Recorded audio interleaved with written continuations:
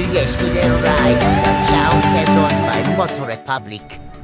So, good morning guys! Meron naman tayong bagong ride adventure with Moto Republic. So, second time natin with them. Umalis tayo ng 5 a.m. sa bahay guys. Meet up at 6 a.m. Caltex Mount Plaza. Let's go!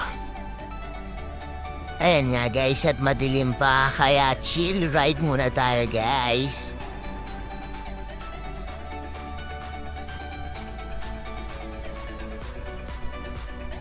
At ayan na, approaching na tayo guys sa meet-up point sa Caltex Mount Plaza.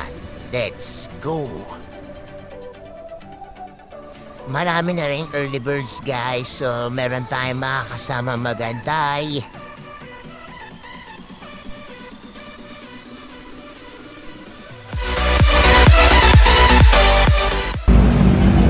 At ayan na guys, dumadami na ang magagarang motor.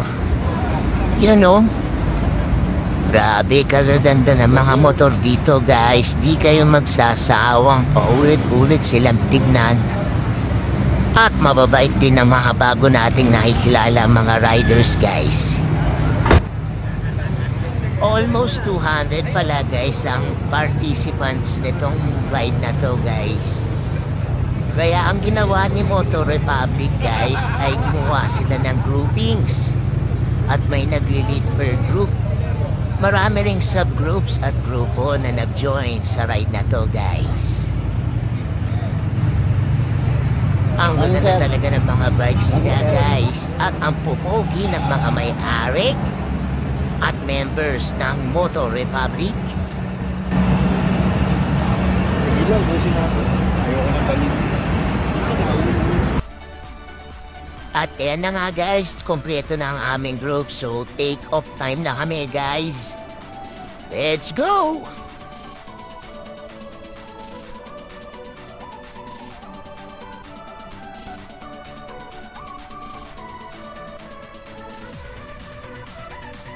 Guys, nakita nga pala natin dito ang ating boss at idol na si Boss Toti. Ay boss, siya nga lang naman po ang may-ari ng Ducati Philippines Dealerships at Distributor. Idol Boss Toti. Ayan na guys, at wala akong kardo. Hindi ko alam kung kailan ako papasok. Pakiramdaman na lang guys. Let's go!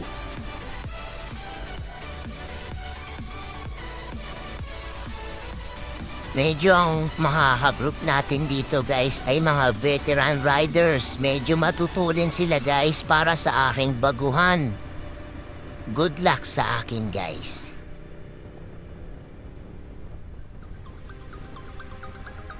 At na guys, ang bilis ng pacing pero kailangan humabol, pero dapat number 1 safety pa rin. Makakarating naman tayo pare-parehas din eh. Let's go!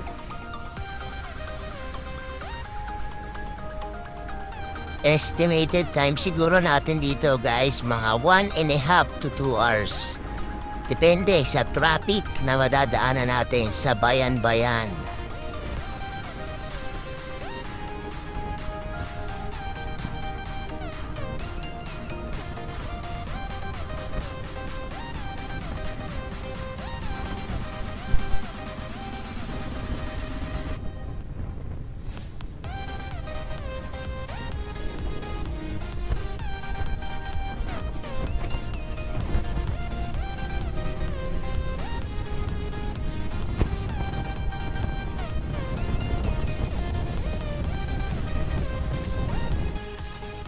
At ito na guys, pa-exit na tayo.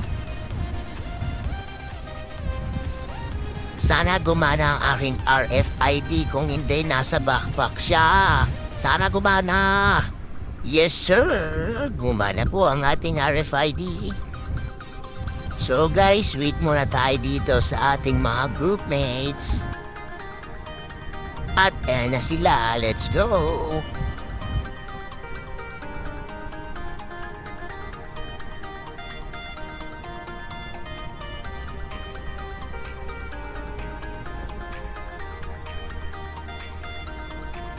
Sunod-sunod lang tayo dito guys, pero dadaan daw tayo sa Diversion Road sa Balete. Kung naiinip sa walang katapusang daan ay enjoy nyo lang ang scenery guys, para hindi kayo mainip sa pagmumotor.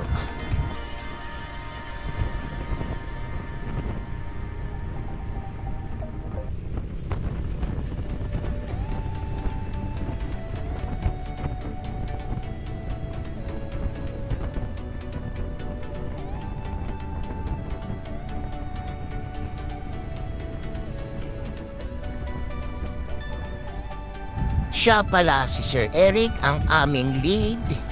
Napakagaling magmotoro at napakabait. This video is care of Sir Eric. Shout out pala sa aking mga groupmates kanina. So, ayan sila ang pupogi at ang pupogi ng mga motor. Ang tutulin din nila mag-rides guys. So halata namang nag-enjoy kami. At ayan na, parating na rin po ang ibang mga grupo.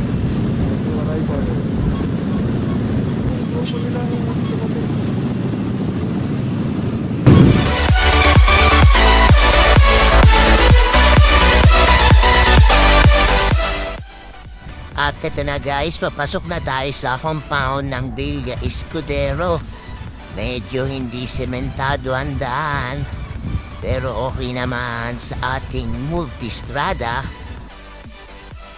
Now, tikot-tikot nga muna tayo guys dito sa compound para makita natin ang paligid at magagandang mga scenery dito sa loob ng Villa Escudero. Alam nyo ba guys na ang Villa Escudero ay coconut plantation at sugar cane noong 1980s na sinimulan ng mga ancestor ng mga Villa Escudero. At inopen nila itong farm sa public noong 1981 noong mga kanilang successors. At itong kanilang compound ay 800 hectares ang laki. Grabe guys, no? Villa Escudero, baka naman. Ituro ko lang kayo guys ng maikling tour dito sa loob ng Villa Escudero.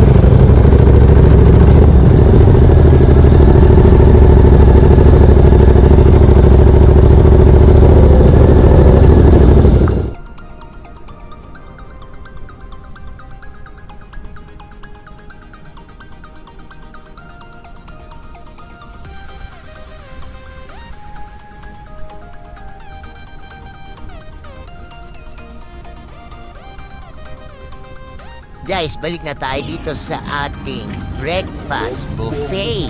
Medyo nagugutom na ako guys. Kita niyo ba? Ang daming motor guys. At ayan guys, si ate ang magbibigay ng ticket para sa buffet. May locker area nga pala dito guys para sa inyong mga gamit. At ayan na guys, pababa na tayo dito sa may falls at buffet area nila guys.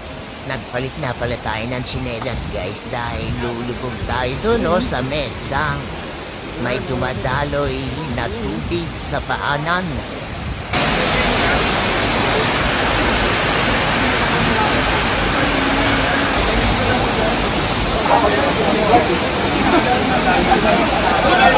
At yan ang kanilang breakfast buffet, guys.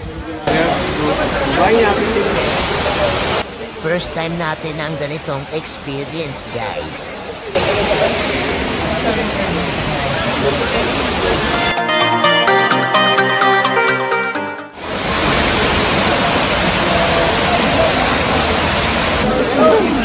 Shout out sa Motor Republic powered by Motorismo organizer sa isa na namang successful na event.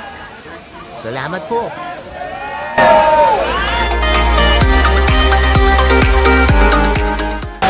Shout out din po sa mga members ng Motor Republic powered by Motorismo members. Lalong-lalo na kay Press Hans. So ulitin po, bye and ride safe always.